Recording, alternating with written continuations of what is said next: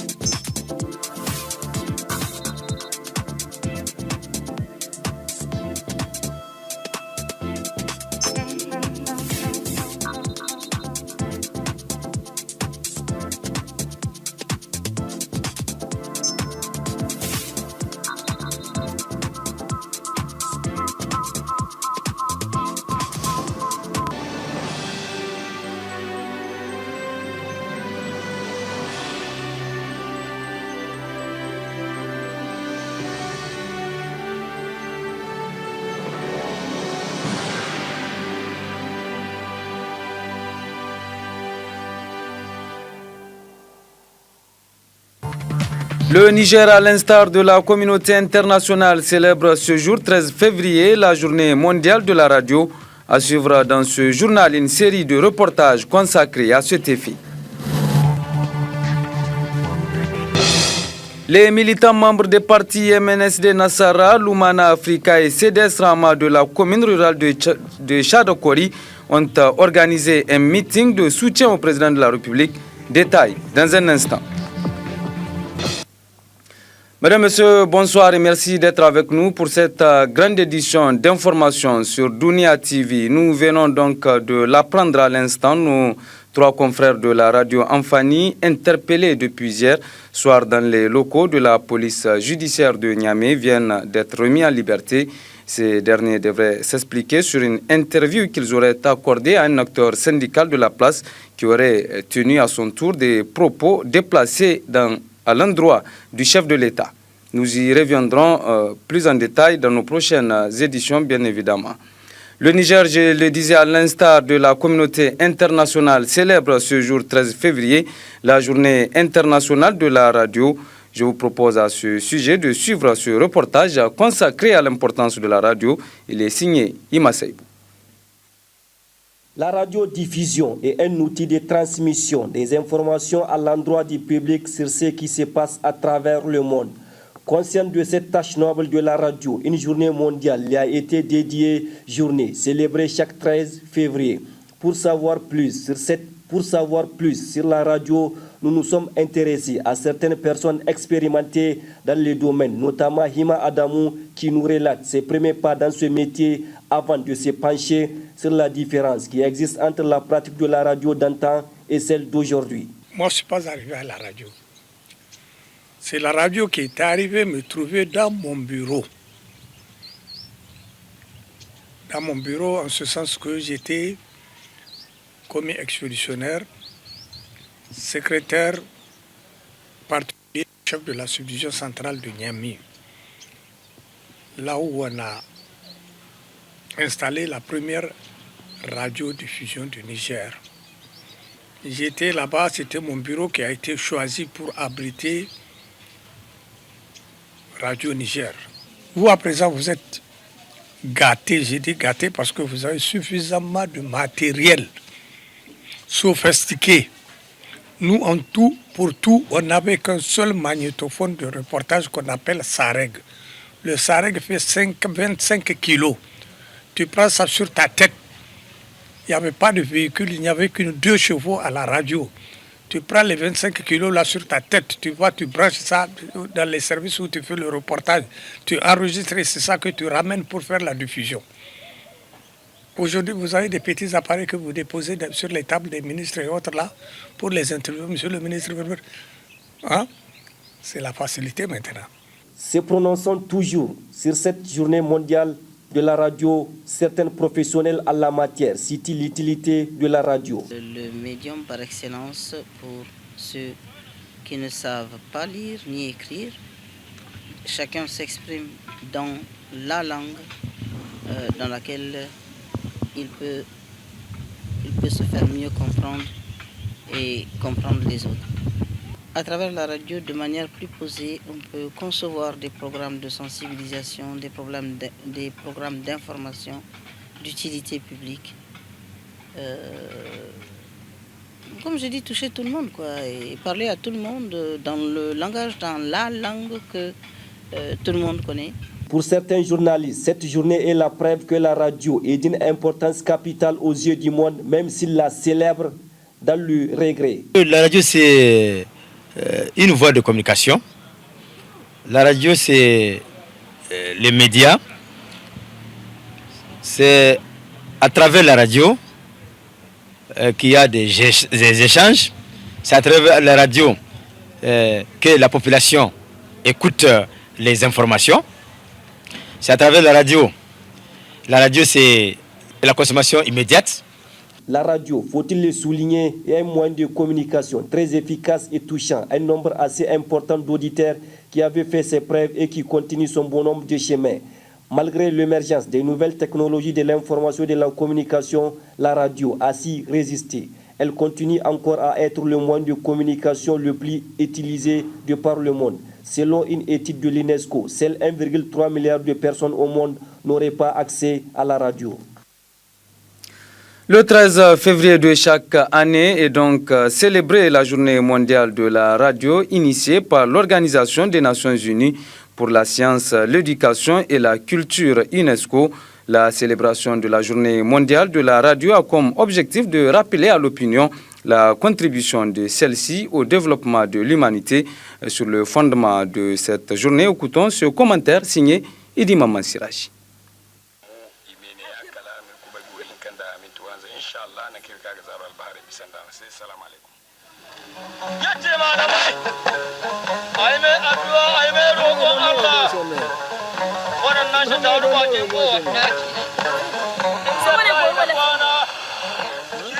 La naissance de la radio remonte au 2 juin 1896 quand Marconi déposa son premier brevet de radioélectricité et réalise en 1899 la première émission de radiotélégraphie entre la France, l'Angleterre et l'Italie. Depuis, son évolution sera marquée par un succès jamais égalé en Europe avec la naissance de plusieurs grandes chaînes nationales et internationales comme la BBC, la radio Belgique et la radio France ainsi que d'autres. Ce médium, jusqu'alors quasiment inconnu, va poursuivre son bonhomme de chemin et atterrir sur tous les continents, notamment en Afrique où il sera à la base d'importants changements. La radio a permis l'éveil des consciences sociales.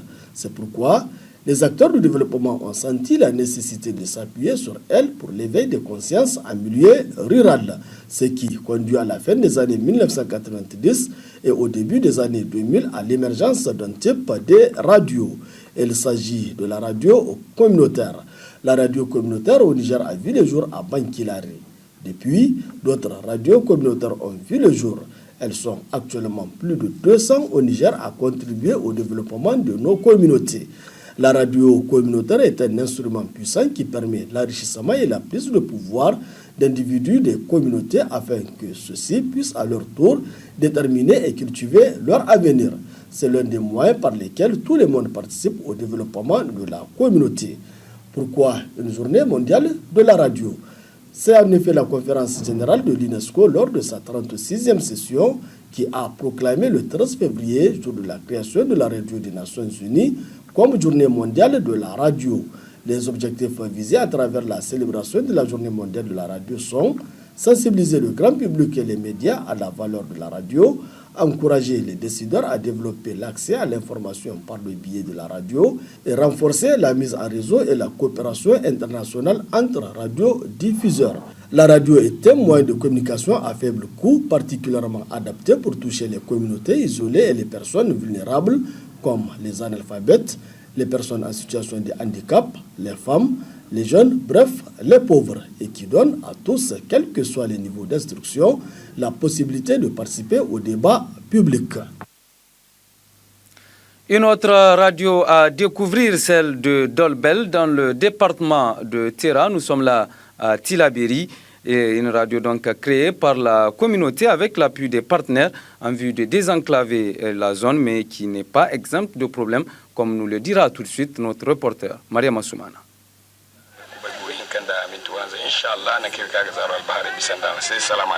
Créée en 2001 sous demande de la population, la radio communautaire Gorwal FM est implantée en plein cœur du village de Dolbel. Elle doit son nom à cet affluent intermittent du fleuve Niger qui coule généralement en saison pluvieuse. Gorwal FM émet sur les 95.1 MHz sur un rayon de 80 km. Elle couvre tous les villages du Gorwal avec 2 relais à Lamdou et Tégué. La radio communautaire est très suivie par les populations qui participent pleinement à sa gestion à travers des clubs d'écoute et les fadas installés dans chaque village. Les fadas sont les piliers de la radio. C'est dans les fadas qu'on collecte et les cartes de concert et les communiqués. Donc il y a un animateur au niveau de la fada qui est intermédiaire entre la radio et la population. Donc quand cette somme est venue à la radio, il y a un caissier et les versements se font au caissier là, qui se trouve au niveau de la radio. Donc chaque semaine, on fait un versement au niveau de la caisse. Donc ces fadas, ils ont une assemblée générale. C'est suite à cette assemblée générale qu'ils ont élu un comité de gestion.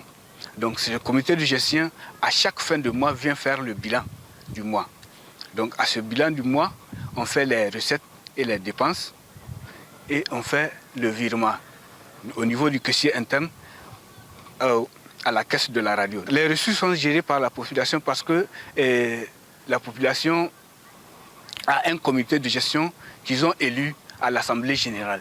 Avec un programme très riche et varié, diffusé dans les différentes langues du terroir, à savoir Sonrai, Tamashek, Fulfulde et le français, la radio communautaire Gorwal FM contribue au développement du monde rural avec un impact positif sur la population. Les émissions que nous faisions ici toutes sont des émissions de développement qui concernent le monde rural, la santé, l'éducation, l'environnement. Il y a la pêche, toutes les émissions qui concernent le développement d'une localité. Il y a eu beaucoup de changements, surtout par rapport les querelles entre les agriculteurs et les éleveurs. Il y a beaucoup de querelles qui sont diminuées à ce moment. Et surtout dans le domaine de la santé, par rapport à la CPN, par rapport au accouchement assisté, il y a eu beaucoup de changements. En dépit du rôle combien important que joue la radio au sein de la communauté, Gorwal FM fait face à un certain nombre de problèmes auxquels le responsable sollicite des solutions. Une radio communautaire, c'est une radio dont toute la charge est sur la population. Et vous savez aussi, quand on dit que ce sont les paysans qui gèrent une radio, c'est difficile. Surtout leur contribution. Ces matériels que nous avons, ce sont des matériels qui datent depuis 2001. Ce sont des vieux matériels. Ce que nous souhaitons du côté du gouvernement, c'est de nous apporter des contributions par rapport à la gestion de cette radio. Parce qu'une radio, c'est vraiment le développement. Parce que rien ne peut se passer, rien ne peut se développer sans l'information. L'information, elle est à base de tout. Après plus d'une décennie d'existence, la radio communautaire Gorwal FM continue toujours de faire la fierté des populations, et ce parce qu'elle est au cœur d'importants changements. Cependant, la vétusté du matériel et la léthargie dans laquelle elle se trouve doit interpeller ses partenaires afin de lui assurer de quoi mener à bien sa mission.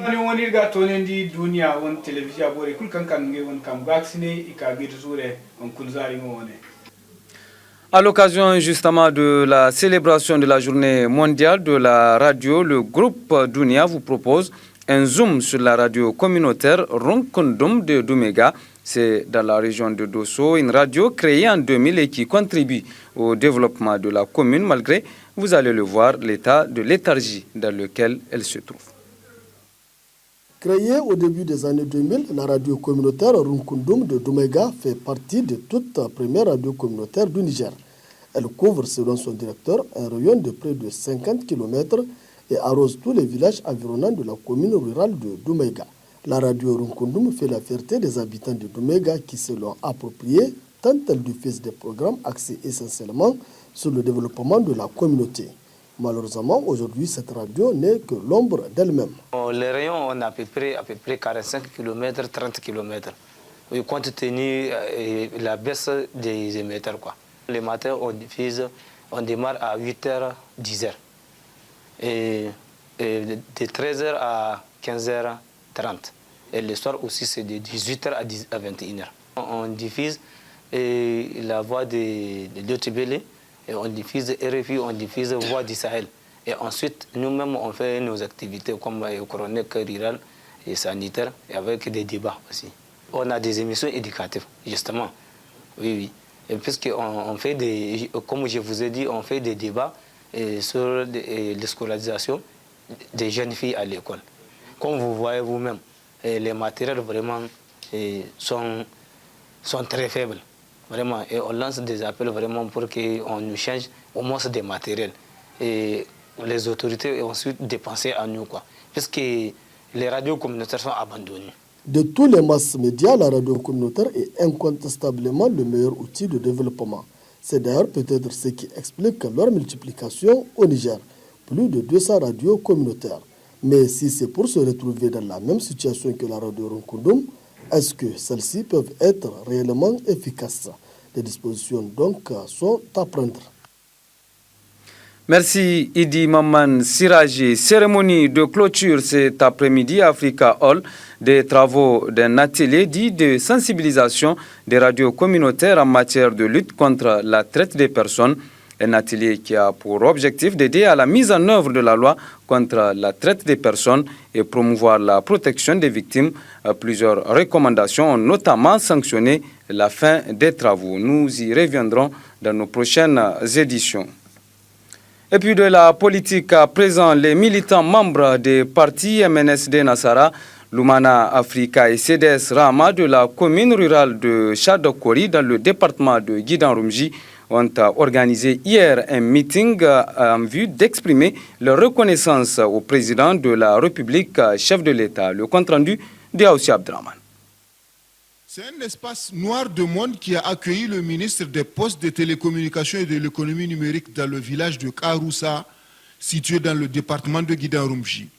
Un meeting que la population de ce village a bien voulu organiser pour témoigner au président de la République sa gratitude pour les réalisations entrant dans l'amélioration de sa condition de vie à travers la construction des infrastructures hydrauliques, des forages multivillages, des écoles, des centres sanitaires, la distribution gratuite ou la vente à prix modéré de céréales. C'est ce qui ressort de cette déclaration. Considérant que le développement du Niger est réellement amorcé avec les multiples actions du gouvernement de la 7e République, sous la clairvoyance de son Excellence M.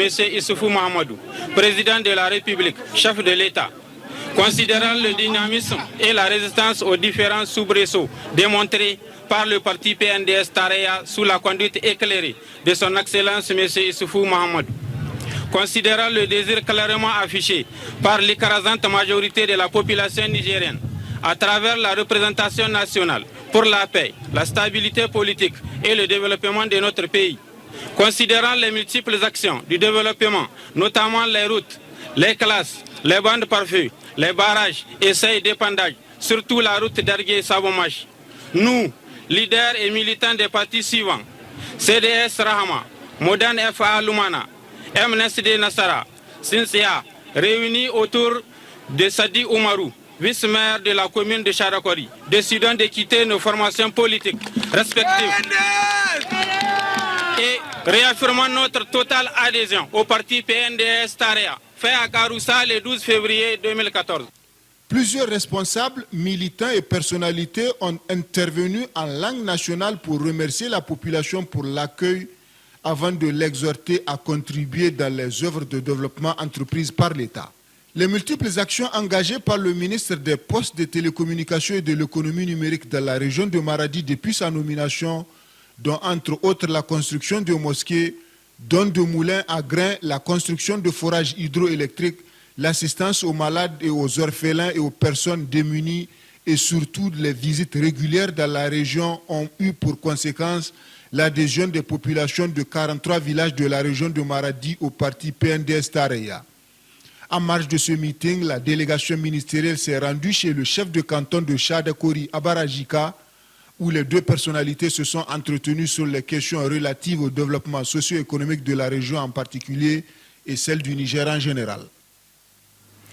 Restons toujours à Maradi où le conseil municipal de la dite région a procédé hier au lancement officiel de l'attribution d'une allocation mensuelle de 10 000 francs CFA aux personnes handicapées âgées.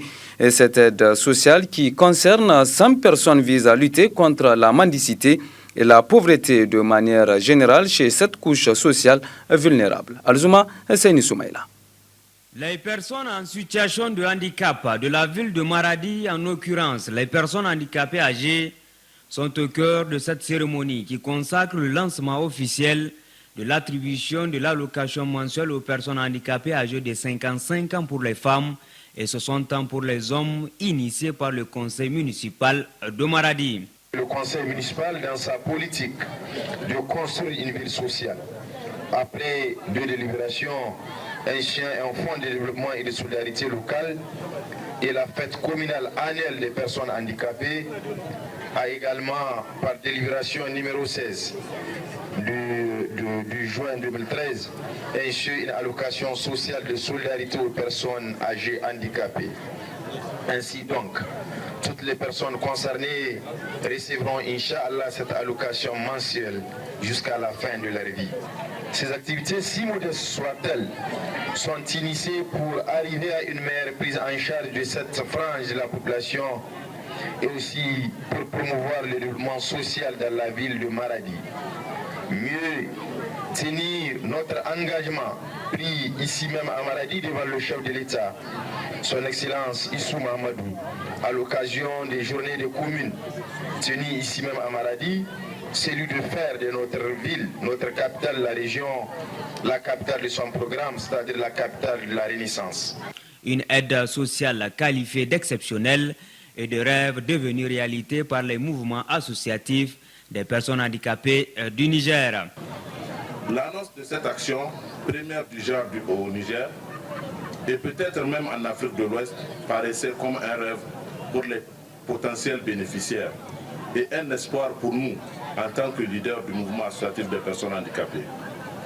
Aujourd'hui, par la volonté d'Allah, le Tout-Puissant, ce rêve est devenu une réalité. L'initiative a été également louée par le ministère de la Population qui considère l'action comme un outil de lutte contre la pauvreté et la mendicité de cette frange de la société. Votre initiative est noble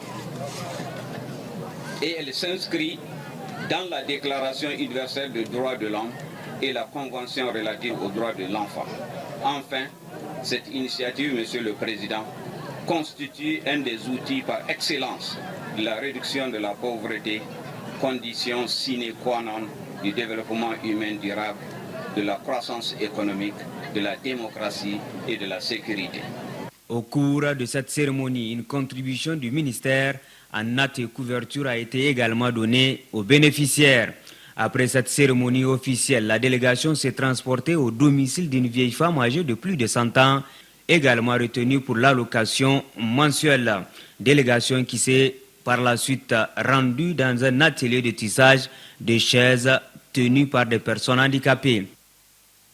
Voilà, merci Alzuma Seyni Soumaïla. Ouverture ce matin à Niamey des travaux d'un atelier dit de